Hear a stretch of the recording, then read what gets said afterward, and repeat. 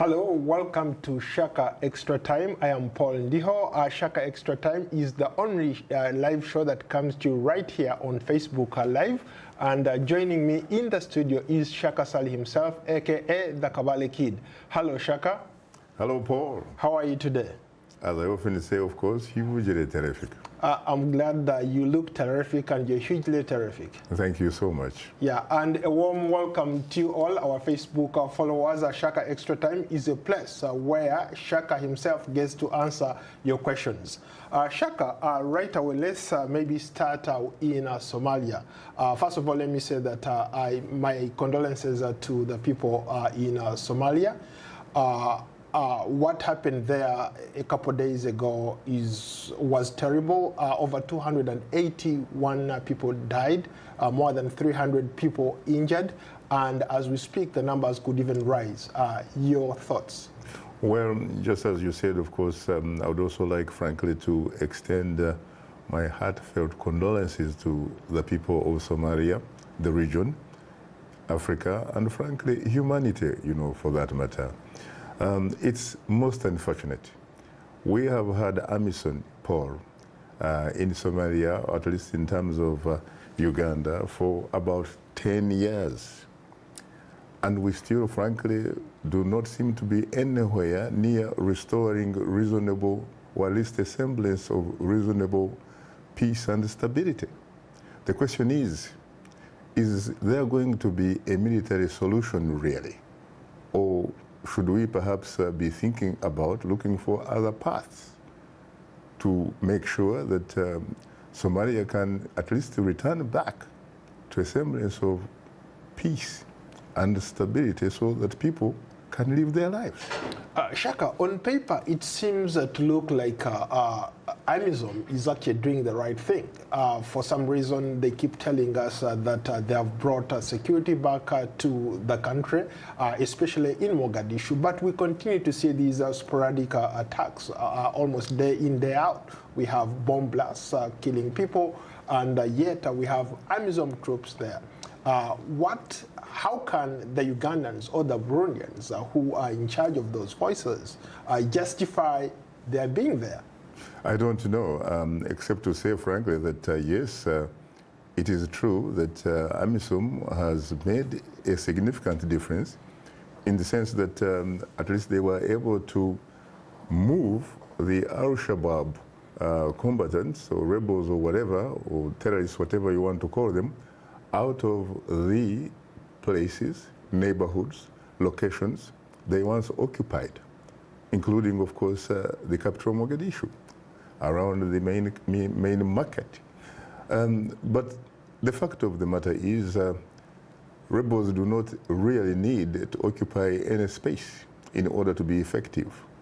As a matter of fact, rebels or terrorists are at their best when they do not occupy specific locations, because then they are free to use the tactics of hit and run. But in this particular case, to be very honest with you, it would seem as if, in fact, they could have been an insider sort of source that tipped off these people in order to do their thing. The other thing that I can also say and probably emphasize is that when you are fighting with an enemy who is willing, for example, to die in order to make his point, and you are not ready to die, but rather to figure out how to probably accomplish or implement the orders that you get from your superiors, but at the same time you want to preserve yourself. It is not a battle. It's not a war, frankly, that is being played on what we would call a leveled playground. So I'm not surprised when you look at some of these suicide attempts, really, coming and causing all this havoc. I think that the international community, frankly, ought to be looking at other options. Maybe, and probably there are not so many people who would want to hear this, maybe in fact you need a dialogue. You need to essentially, yes, keep fighting, so to speak, but at the same time open other channels. Because I remember there was a time, frankly, when Somalia was about to restore peace. But unfortunately, things have never been any close to that. You can argue, of course, that you have conducted some elections, that there is a new president, Farmer Joe, a kid who grew up, by the way, in Buffalo, upstate New York, and all that kind of stuff. You can argue that Somalia seems to be at least in the process of attaining a national military and all that kind of stuff. But let's face it, for the last 10 years, we have had the stories of Somalis being trained to run their security affairs. How long does it take? There are people, in fact, who are saying that AMISOM, frankly, is there for the most part, to use their words again here, not mine, as a cash cow.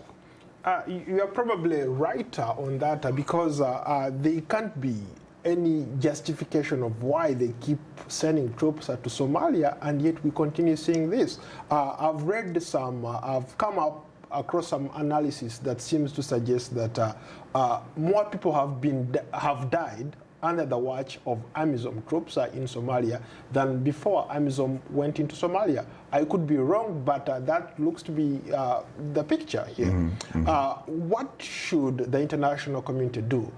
Because we have AMISOM, they don't seem to be doing what's right in terms of protecting Somalis. Can the Somalis step up in this particular case if the international community can't help out? You know, it is very interesting, Paul, because it's only last week that, again, we were talking about some of these things.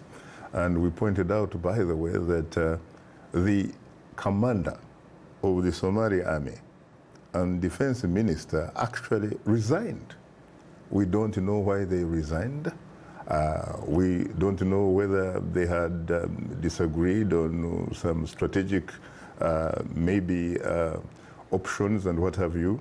There are some rumors, of course, that who knows, maybe they could also, in fact, be probably part of what actually occurred during the weekend. But again, this is really sort of information, frankly, that is not by any means credible, because I have not seen any independent, for example, source saying the same thing or corroborating it. But I think at the end of the day, it has to boil down to the Somali people themselves.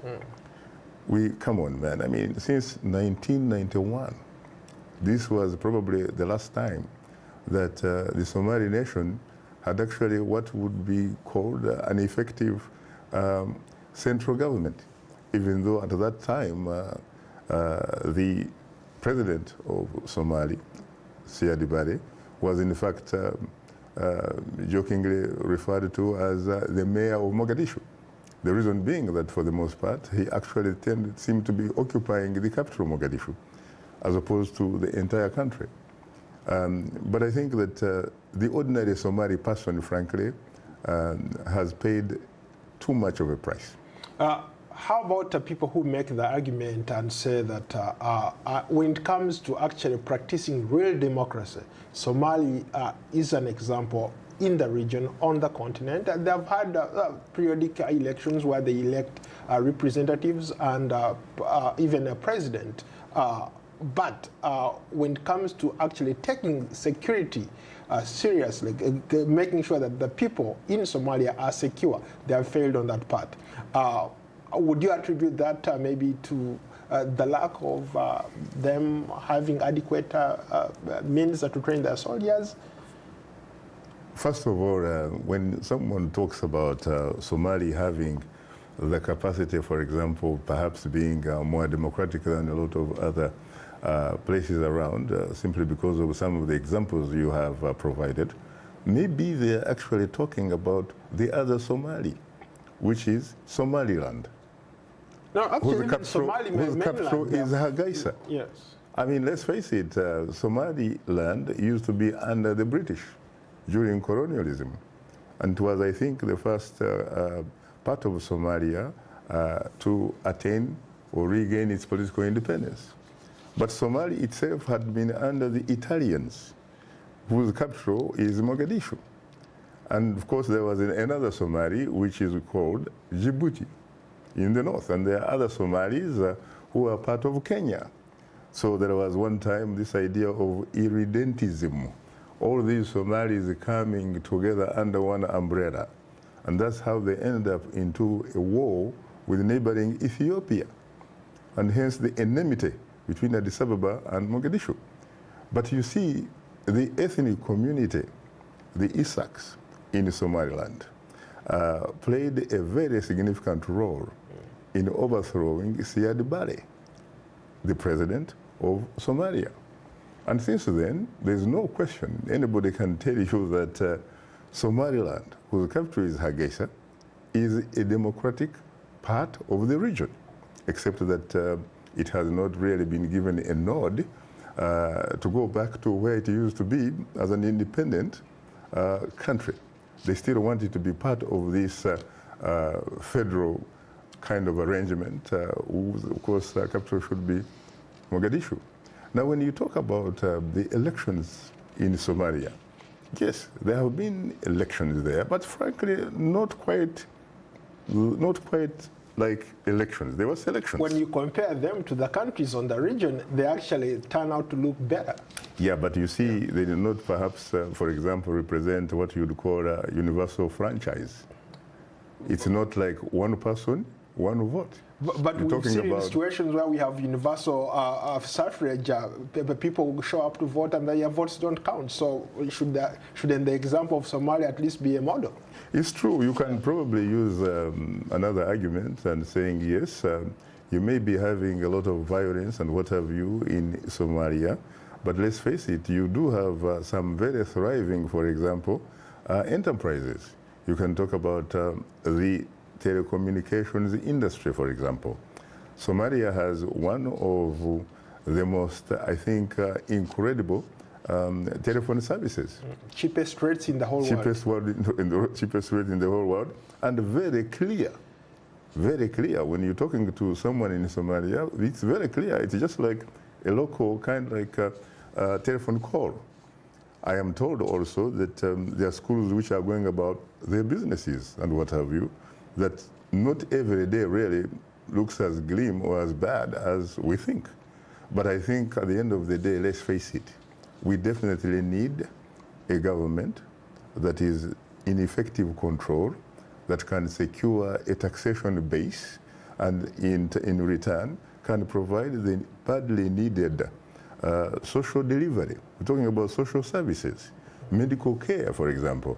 You realize that when you get a large accident or a large operation that results into a lot of deaths and a lot of wounded people, what do you have? The next thing is to actually look for the means, the logistics, to fly these people outside of the country.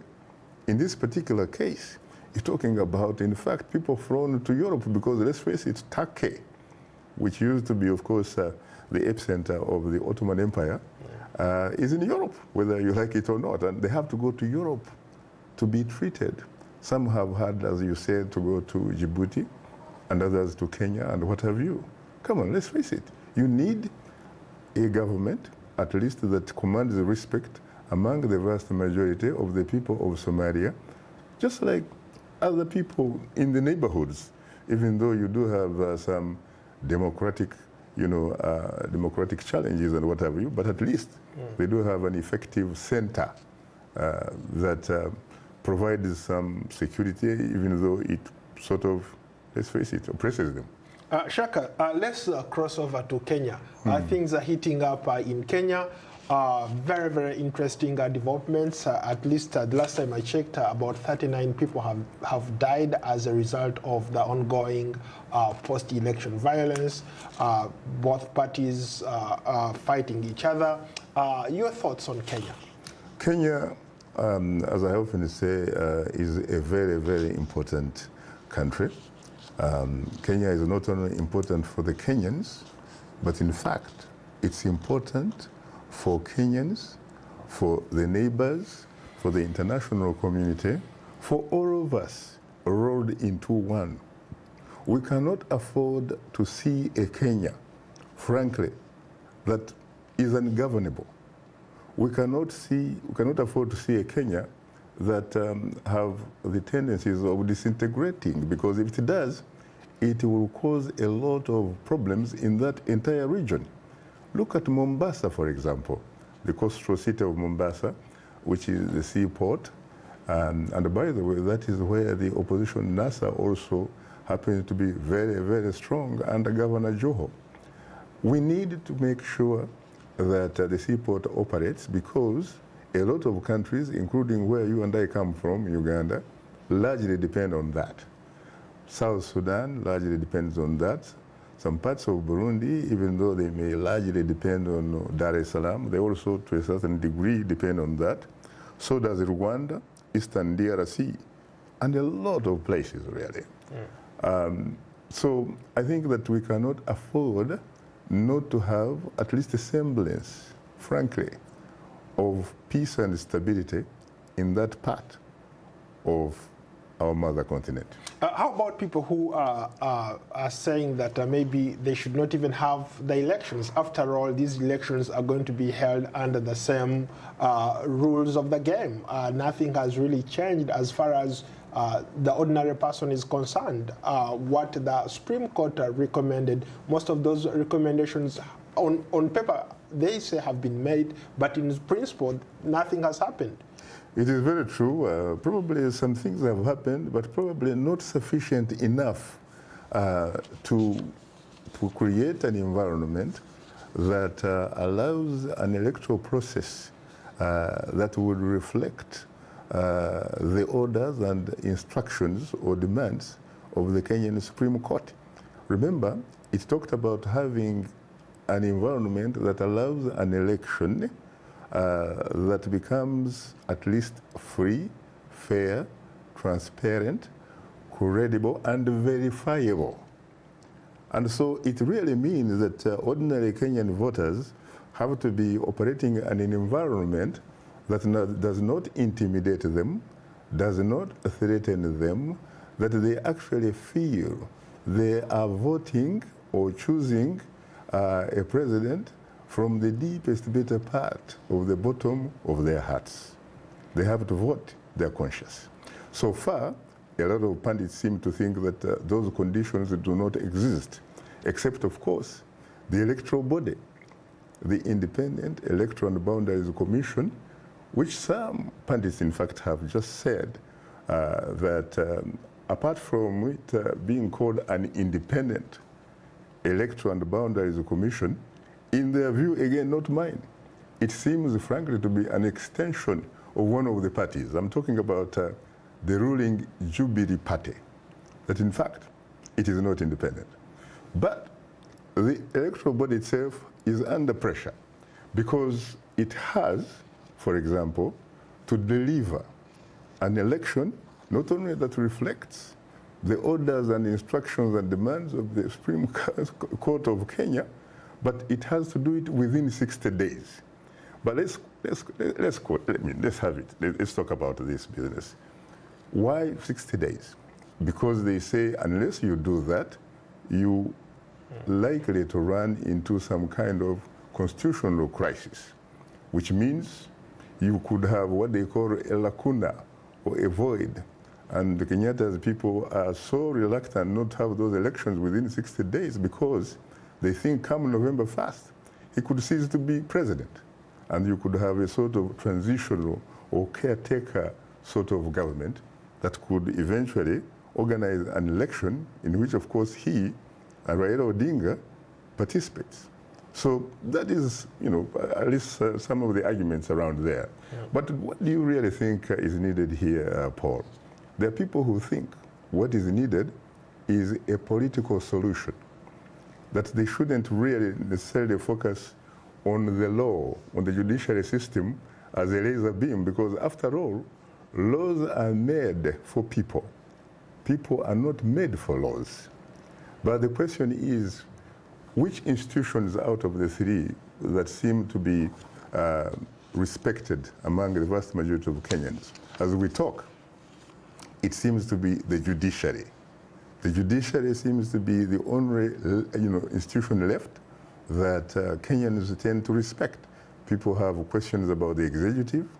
people have questions about the legislature, because the legislature came up with some amendments, as a matter of fact, which were reflections of partisanship, not bipartisan.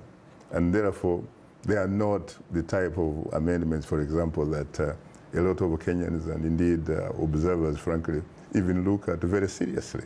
Because you talk about amending a constitution in the middle of the ball game. I mean, it's like having a football game and you are going for a break.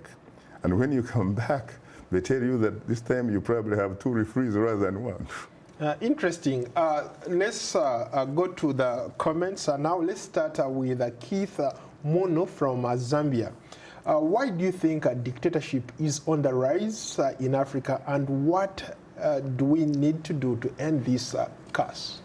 I think part of the problem really is that the Africans themselves, whether they are in Zambia or Kenya or Tanzania or Uganda or Rwanda or Cameroon, and I can go on and go on and go on, they are not, first of all, very highly socially and politically aware or conscious of what their rights are. Because our rights, let's face it, are derived out of the document called the Constitution. Even though a Constitution is not supposed to be carved out of stone, because it is a living document. But it is nonetheless a document that is like a roadmap that guides all of us to the promised land, so to speak.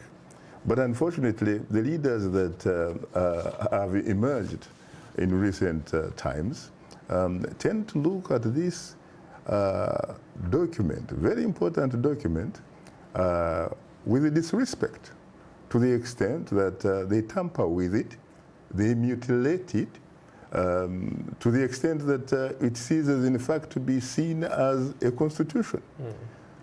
And the reason they do that is because they obviously want to benefit for either personal or political reasons. And once they do that, somehow they do not meet the kind of resistance that is needed from the populace, because they clearly do not look at their people or the people they actually govern. In this particular case, they actually rule them, just like colonialism. They do not look at them as citizens, and I think it is also the fault of the citizens in those countries themselves who do not value what their status is. They in fact behave and operate as if they are subjects that depend on the whims and the privileges of some of these rulers who happen to be at the political helm of their countries. Let's stay on constitutionalism. Let's go to Andrea Mazimo in Tanzania. He asks, what do you think about the constitutional crisis that is getting momentum, especially in Uganda, Kenya, Tanzania, and the DRC? You see, that is very interesting because, let's face it, again, I don't honestly think that if, for example, you allow the final vestige in this particular constitution of removing the age cap so that an individual who happens to be incumbent President Yoweri Museveni can benefit from it in order to become what people would regard as a constitutional monarch, I don't honestly think then you can even talk about a constitution. Let's face it, I told you many times before, and I'll repeat this, Paul, I do not have problems with, for example, removing the age limit. So long as that particular decision is not going to benefit the individual who happened to be an incumbent president. If it were to be removed for the future generation, I would not really mind. If anything, what they should actually be looking at is restoring presidential term limits so that no individual can actually rule more than 10 years in the State House. As a matter of fact, I was talking with a friend who recently had a very interesting conversation with the Senegalese President Macky Sall. Macky Sall is very interesting because he inherited a constitution in Senegal that would allow the presidential term to be 7 years. And yet, he has actually been trying to reduce it to 5. Because in his words, according to this friend of mine, anybody should not be a president, frankly, of a country beyond 10 years. What a remarkable gentleman. Very interesting.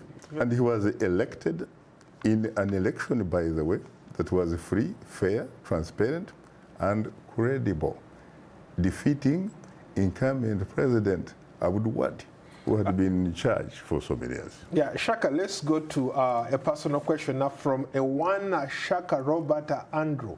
Is asking you a personal question. He wants to know, he happens to have your same name, I don't know if you're related to him. He wants to know how long you have been working as a journalist at VOA. Very interesting, Shaka. I don't honestly know who this Shaka Robert is, but I suspect, obviously, it is someone probably that has followed me for some time. I think the last time I checked, Paul, I've actually been at Voice of America at least for 26 good years.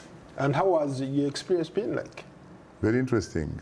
I have to tell you, frankly, that I have been a very, very lucky dude in the sense that Voice of America pays me for doing some of the things, frankly, that I would actually do for free, pro bono, having conversations that are pertinent to all of us.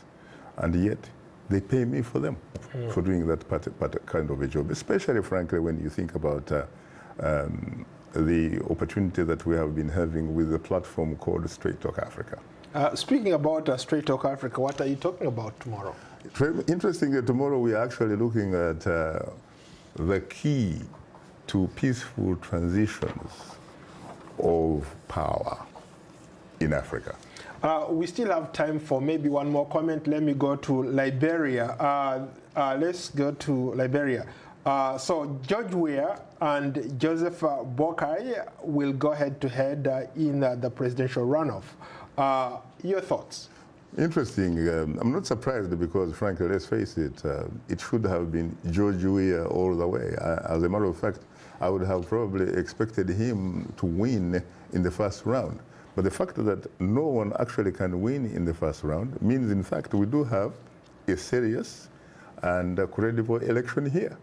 Everybody seems to be doing their part, not like in places where I remember in Kenya, for example, in 2013, there was research which discovered that neither President Uhuru Muigai Kenyatta nor Raila Amolo Odinga had actually hit the 50% plus with one vote, which requires, which would allow you to win the presidency in the first round. But guess what? They went on to say that Uhuru Muigai Kenyatta had actually won, and in fact, his win, quote unquote, was endorsed by the Supreme Court at the time, chaired by Were Mutunga. Very briefly, any predictions in Liberia? In Liberia, yeah, I think that I would go with George Weah. I honestly don't see how else he can lose this thing. Well, it looks like he got 39% in the first round, and he could easily maybe take it for the whole run. On that note, Shaka, thank you so much for being a great guest as usual. Thank you so much for your insight, and I look forward to hosting you on another edition of Shaka Extra Time. You're most welcome, and of course, the feeling is mutual. Thank you.